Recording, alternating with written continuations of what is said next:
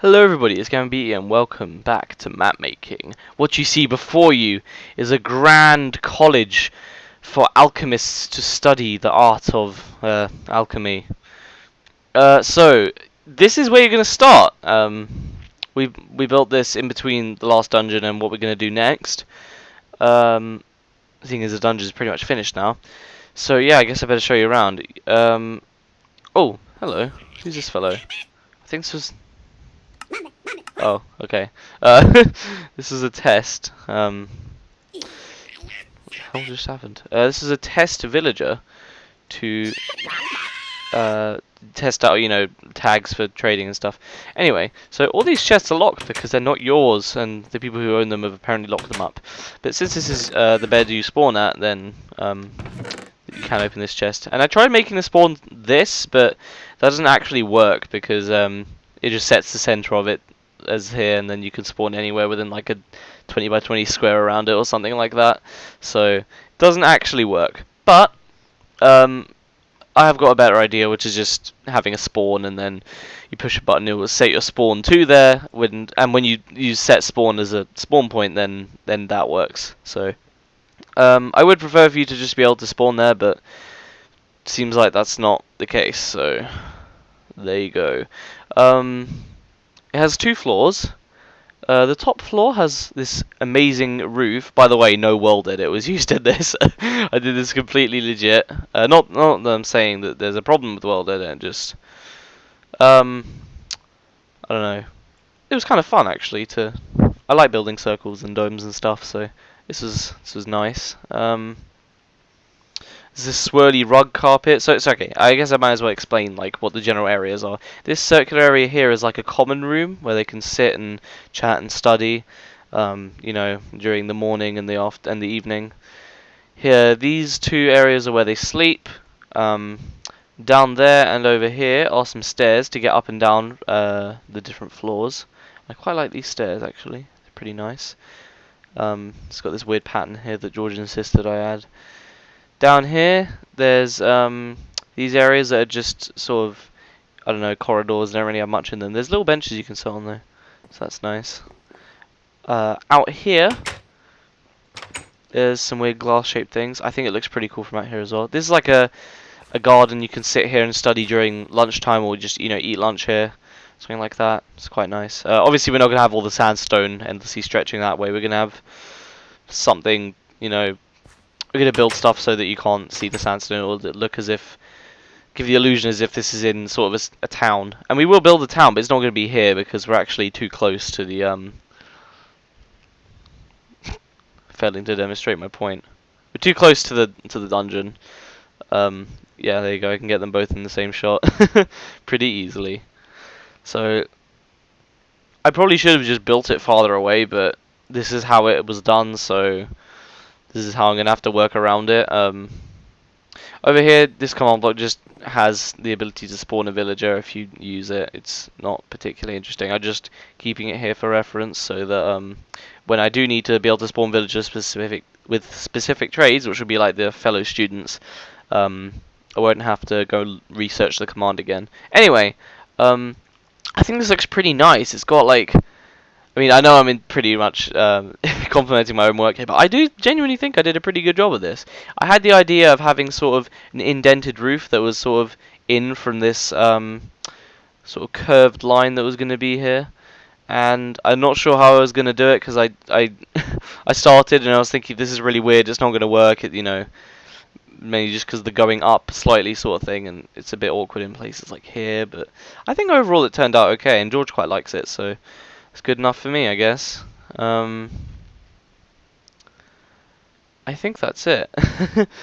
Oh, no, one thing I forgot to mention is, obviously this is the entrance, but over here, these two bench-like things are for lectures. So the lecturer can stand here with his notes, or her notes, and, give a lecture, and the students can be sitting here during the lecture and, take notes from these desks. I didn't want to do too many of them because I didn't want it to become really close to the thing. But there you go. There's two fairly large desks that should be able to get quite a lot of students there. Possibly even all the students. I've put enough beds for, I think, 24 students. So I can't be bothered to count right now. That'd be boring. But so yeah, that's the college. It's actually only one building of the college. There's going to be a couple of other ones. So this is just sort of, the lectures and relaxation during the day. Like if you're not doing anything, you can stick around here because there's where you sleep. And there's going to be at least two others. One where you can practice, sort of practically, is going to be like on rough terrain with all sorts of different materials around to practice your alchemy. Because I don't know if I mentioned this, but the map is going to be based around alchemy. You're going to play an alchemist looking for different minerals and stuff. Anyway, and the third building will be full of books and materials to use as well for like potion brewing or whatever. Okay, so that's going to be where you. Oh, for God's sake, that's going to be where you spawn. We're actually working on the area that leads up to the Swallowed City dungeon, which is down here. And as you can see, we sort of basically just blew it open with TNT, and I'm not sure if this is the final thing we're going to use, but we were originally going around with the stone and just sort of hand doing it like that, and that was going to take ages. So I figured out how to use a certain aspect of the fill command, and if it's got here, yes it is, I can basically just fill a cube around me of stone, but it won't fill everything, it will only replace the sandstone, which is really cool, in my opinion. My voice kind of broke there, I'm not sure what happened. But yeah, it's a shame that George can't see this right now, but I guess if he watches the video he'll be able to have a look. It's a lot faster. Oh, look at this! I'm gonna get this done in no time. So this is gonna take us hours. This is really cool.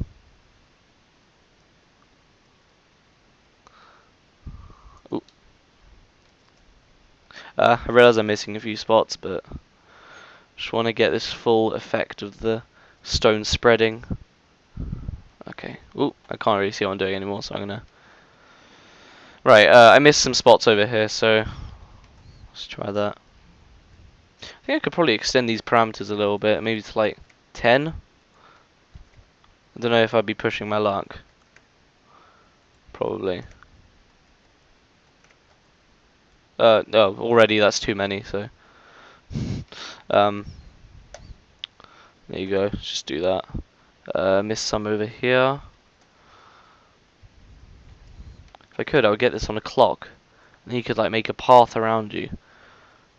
Or you could do it with like grass, and I should totally make a map out of that. Just that on its own, just a desert, a dry desert, but it fills grass around you and stuff. Replaces all the cacti with like trees, and that'd be so. What did I?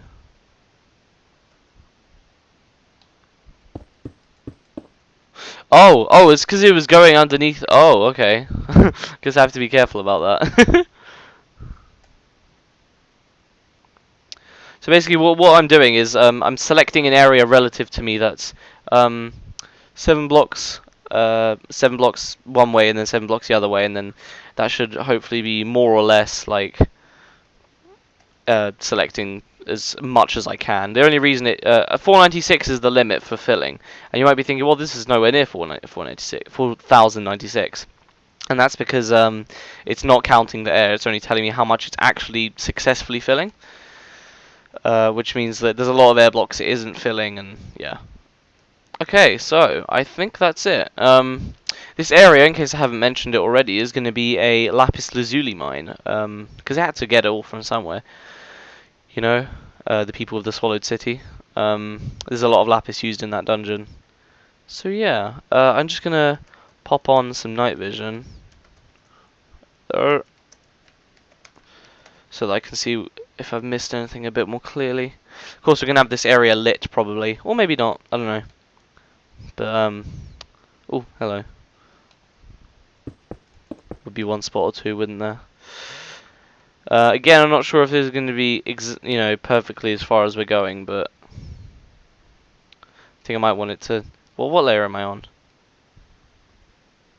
Like, yeah, 13, 12.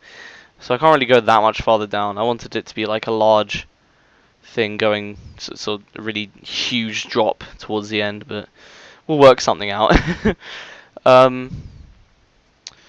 I guess the next thing I should do is start maybe do the lapis lazuli crystals, but I haven't discussed with George exactly how I'm going to do that.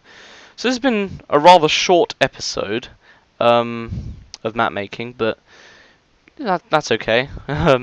It's a bonus video anyway. You know, it goes up on Saturdays along with my other Minecraft series. So really, you should be